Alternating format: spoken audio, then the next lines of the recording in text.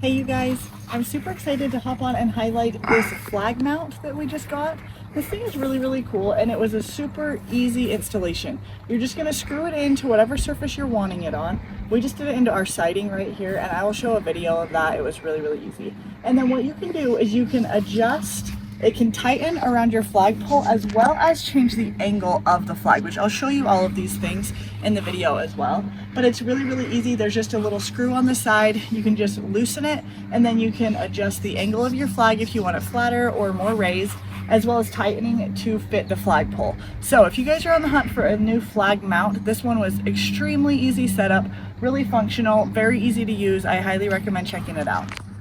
All right, you guys, so you can see right here, my husband is making it so that we can adjust the level of the flag. So he's just kind of unscrewing and then screwing that in to get it to the level that we want. Like I mentioned earlier, you can raise it, you can lower it. There's lots of options with how you have the mount, which makes it really versatile, and I absolutely love that option. So this is just really cool. Like I mentioned, very easy to install, and then you have so many options with how you have your flag. I love this, and then this is our final product. We ended up adjusting it a couple of times, but I 10 out of 10 recommend this flag holder.